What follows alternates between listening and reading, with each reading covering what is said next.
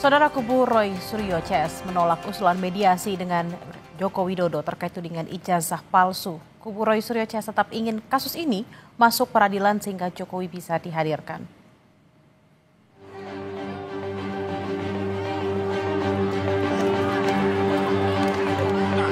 Kemarin waktu saat kasus perdata, Saudara Joko Widodo berulang kali dimediasi justru tidak pernah hadir.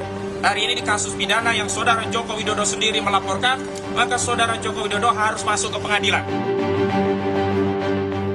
Usulan mediasi antara Roy Suryo CS dengan mantan Presiden Jokowi untuk menemukan titik temu kasus fitnah ijazah palsu ditolak koordinator kuasa hukum Roy CS. Menurut kuasa hukum Roy, upaya mediasi tak dikenal dalam kasus pidana. Karenanya, kubu Roy ingin proses peradilan ditempuh sehingga Jokowi bisa dihadirkan. Termasuk kemarin kami komplain Saudara Faisal Assegaf yang tiba-tiba bicara tentang perdamaian, juga Prof. Jimli Asidiki yang bicara tentang mediasi karena ini kasus pidana, bukan kasus perdata. Kemarin waktu saat kasus perdata, Saudara Joko Widodo berulang kali dimediasi justru tidak pernah hadir. Hari ini di kasus pidana yang Saudara Joko Widodo sendiri melaporkan, maka Saudara Joko Widodo harus masuk ke pengadilan. Jadi jangan kemudian membangun narasi untuk mediasi di kasus pidana. Adalah Ketua Komisi Percepatan Reformasi Polri Jimli Asidiki yang mengungkap usulan mediasi muncul dari aktivis 98 Faisal Assegaf saat audiensi dengan Komisi Reformasi Polri. Menurut Jimli, bukan tak mungkin jalur mediasi juga ditempuh dalam proses pidana apabila seluruh pihak mencapai kesepakatan. Nah, muncul ide-ide antara lain misalnya Pak Assegaf tadi mengusulkan bagaimana bisa nggak mediasi? Oh bagus itu, coba tanya dulu mau nggak mereka dimediasi, ya kan? Baik pihak Jokowi dan keluarga maupun pihak Roy Suryo dan kawan-kawan mau nggak dimediasi? Nah, jadi status tersangkanya tetap, ya kan? Tapi dimediasi dulu. Kalau misalnya ditemukan titik temu, ya kan, ya bisa tidak dilanjutkan pidananya. Tapi kalau seandainya tidak berhasil, ya lanjutkan nggak apa-apa. Tidak ada forum lagi yang bisa membuktikan keaslian atau tidak aslinya. Sebelumnya kubu Roy Suryo kerap meminta penyidik Polda untuk memperlihatkan ijazah asli Jokowi untuk membuktikan ada tidaknya fitnah soal tudingan ijazah palsu. Namun dalam sidang sengketa ijazah Jokowi di Komisi Informasi Pusat, pihak Polda selaku termohon mengaku salinan ijazah asli Jokowi ada dalam penguasaan Polda Metro Jaya sebagai barang bukti. Saat ini dia dalam penguasanya Polda Metro Jaya ya? Dalam penguasaan Polda Metro Jaya dalam status penyidikan, resmi disita mendapatkan penetapan penyitaan dari pengadilan negeri setempat. Baik. Kasus fitnah ijazah Jokowi yang memakan waktu cukup lama kerap berkutat pada permintaan memperlihatkan ijazah asli tersebut. Namun faktanya, dalam gugatan perdata di PN Surakarta dan Sleman, tuntutan para penggugat selalu berakhir deadlock karena Jokowi menolak memperlihatkan ijazah asli sarjananya. Tim Liputan, Kompas TV.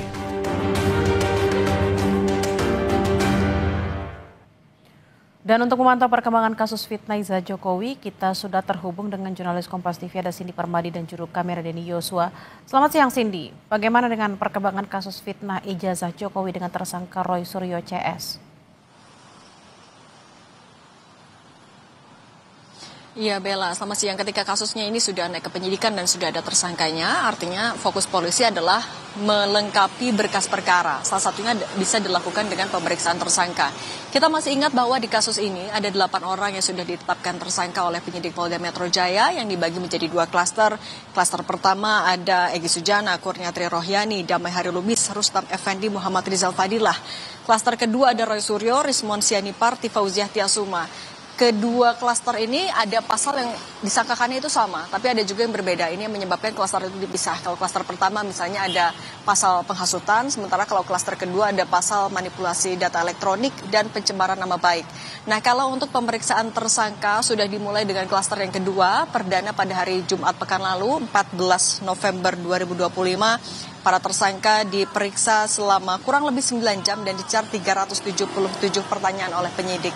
Dalam setiap pemeriksaan sebagai tersangka itu, penyidik akan berfokus pada pasal yang disangkakan. Bagaimana melengkapi konstruksi perkara menyesuaikan dengan pasal hingga nantinya berkas perkara bisa lengkap dan dilimpahkan ke pengadilan. Nah, kalau kita juga ingat bahwa dalam kasus ini tersangka tidak dilakukan penahanan, tapi yang dilakukan oleh Polda Metro Jaya adalah mewajibkan para tersangka ini melakukan wajib lapor seminggu sekali secara langsung ke Mapolda Metro Jaya dan pada setiap hari Kamis. Nah, kemarin para tersangka ini sudah mendatangi Polda Metro Jaya tidak hanya untuk wajib lapor, tapi juga sekaligus mereka mau mengajukan permohonan nama-nama saksi dan ahli untuk diperiksa yang menurut mereka bisa menguntungkan mereka atau menjadi penyeimbang dalam perjalanan kasus dugaan ijazah palsu Presiden ke-7 Joko Widodo. Beberapa ahli yang mereka singgung, ada ahli linguistik forensik, ada ahli pidana, ada ahli teknologi informasi. Ada juga kabarnya 11 saksi yang namanya mereka ajukan, dan ini adalah nama-nama yang berbeda dengan yang sebelumnya juga sudah pernah mereka ajukan kepada Polda Metro Jaya. Selain itu mereka juga mengajukan gelar perkara khusus lagi. Sebenarnya gelar perkara khusus ini sudah pernah mereka ajukan juga, tapi kalau menurut versi mereka belum ada tindak lanjutnya sehingga ini mereka ajukan kembali dan mereka meyakini yang kali ini akan ada hasil yang berbeda. Sementara juga soal opsi mediasi yang sempat disinggung oleh Prof. Jimli Asyidiki, kalau dari kuasa hukum tadi kita juga mendengar di paket pengantar, kalau dari kuasa hukum Roy Suryo CS tampaknya menolak ini adalah kasus pidana sehingga ia menginginkan bahwa Presiden ke-7 Joko Widodo juga nanti hadir di persidangan. Tapi kalau dari versi Roy Suryo kepada Kompas TV kemarin, tampaknya kalau dari Roy Suryo akan lebih manut kepada kuasa hukumnya, pertimbangan kuasa hukum apa, tapi tampaknya tidak akan menutup sepenuhnya kemungkinan mediasi itu, Bella. Cindy, tadi Anda sempat mengatakan bahwa Roy Suryo CS harus wajib lapor seminggu sekali. Apakah juga ada informasi bahwa mereka juga dicekal?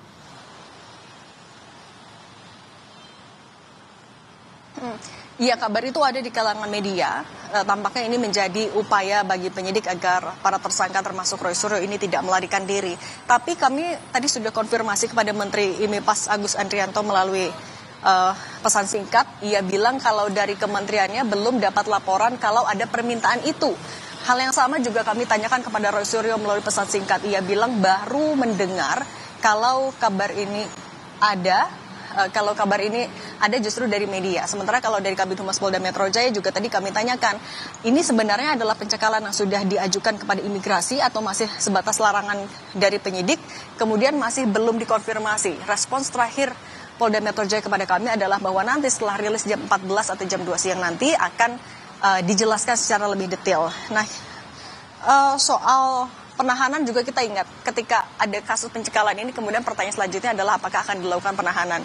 Kita ingat kalau dari berdasarkan secara objektif pasal yang disangkakan kepada mereka memenuhi syarat itu, tapi penyidik punya pertimbangan subjektif hingga saat ini masih belum melakukan penahanan, Bella.